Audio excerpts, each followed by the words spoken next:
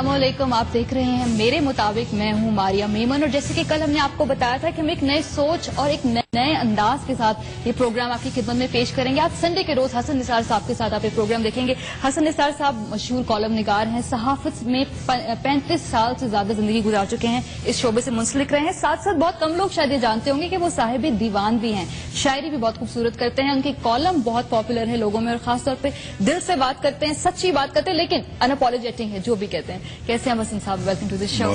आपका जो प्रोमो जब हमारा चला तो लोग जो खुसूसन आपकी लाइन्स थी जिसमें आपने तारीख के हवाले से बात की कि तारीख को जो कौमें मस्ख करती हैं, तारीख उन्हें बुरी तरीके से मस्ख कर देती है, तो लोगों में बड़ा क्यूरियोसिटी थी कि आपने जो ये बात कही है, क्या आप मैसेज देना चाहते हैं? मैं पर्सनली ये समझता हूँ कि हमने अपनी नस्लों को झूठ पे पाला है और इससे ज्यादा खतरनाक बात हो कोई। इससे होता यह है कि अगर मेरी नस्ल ने जो गलतियां की हैं, अगर मैं उनको रिकॉर्ड पे नहीं लाऊंगा तो मेरी आइंदा नस्ल भी वही गलतियां करेगी। जो कुछ हमने बंगालीज के साथ किया, मैं ताज़ा छोटी सी मिसाल, आई वाज ग्रोन अप जब हमने मशरकी पाकिस्तान को बांग्लादेश बनते हुए देखा है।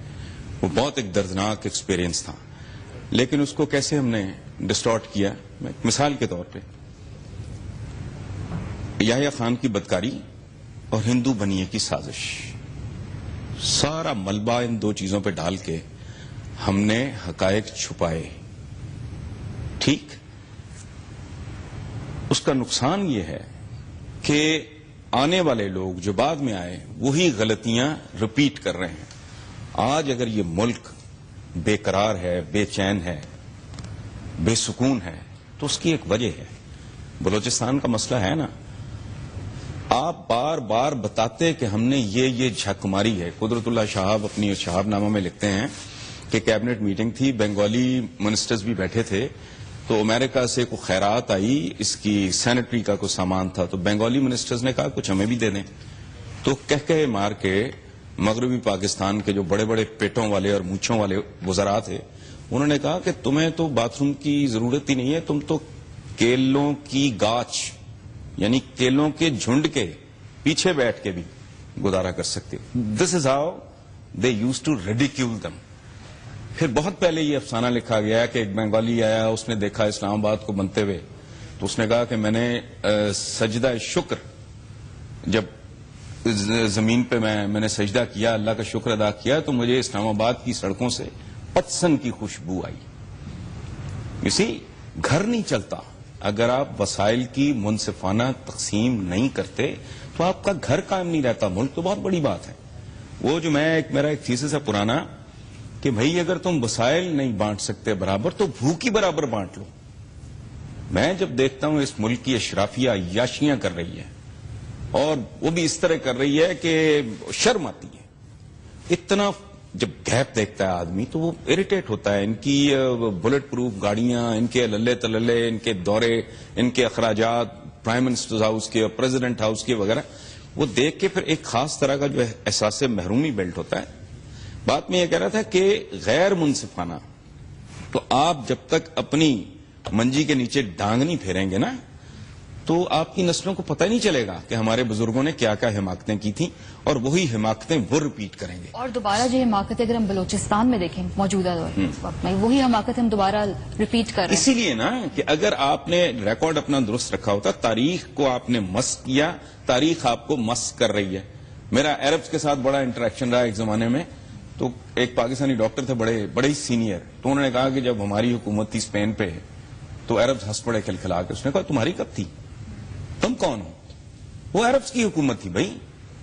You come from the sub continent, Pakistan से आए हो, इतने साल पहले तक तुम हिंदुस्तान कहलाते थे, तुम्हारा स्पेन के साथ क्या ताल्लुक है? यहां हमें बताया जाता है, अच्छा एक अजीबो गरीब बातें करते हैं। एक गली में इकट्ठे नहीं है, मुस्लिम उम्मा का लफ्ज इतनी रवानी से। फिर एक और बात, अजीब बात है कि अच्छे खासे इंटेलेक्चुअल्स, पढ़े लिखे लोग आपके बड़ी ढिठाई से कह देंगे पाकिस्तान अबद तक रहने के लिए बना है। अबद तक तो सिर्फ एक जात है जिसने रहना है। ठीक है, एक ऐसा मुल्क जिसको टूटे हुए इतने अशरे बीत चुके हैं, اس میں بیٹھ کے یہ کہنا کہ اب تک بھائی اگر تم اسی طرح کی باتیں کرتے رہو گے تو اسی طرح کی غلطیاں کرتے رہو گے. لوگ پڑتے بہت ہیں جب اس طرح کا کڑوا سچ میں بولتا ہوں, لیکن اصل بات یہی ہے کہ بھائی رہنے کے کوئی طریقے ہوتے ہیں. وہ پرانے زمانے میں لچھن دیکھ کے کہا کرتے تھے کہ یہ بستی دکھائی نہیں دیتی, اس کے لچھن ایسے ہیں کہ یہ بستی دکھائی نہیں دیتی. سو اگر آپ نے اب تک رہنا ہے تو آپ اپنے کرتوت درست کریں. بالکل حسن صاحب, یہاں چھوٹی سی بریک لیں گے اور آپ نے بڑی سخت بات کی ہے, لیکن سچ جو ہے اس کو بہرحال پیش کرنا ہے لوگوں کے سامنے.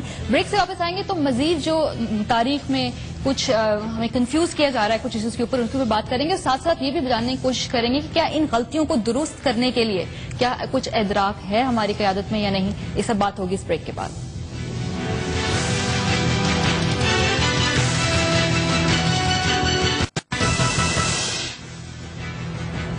ویلکم بیک ٹو میرے مطابق. اور بریک پر جانے سے پہلے تاریخ کو مسخ کرنے کے حوالے سے جو حسن صاحب سے گفتگو کی جا رہی تھی اسی کو آگے لے کے چلتے ہیں. اور حسن صاحب, جیسے ناکام اور کامیاب ریاست کا فرق, اس کے بارے میں بھی آپ بہت پیشنیٹلی فیل کرتے ہیں, اور تاریخ کا اس کو صحیح کرنے کا اس سے آپ ربط سمجھتے ہیں.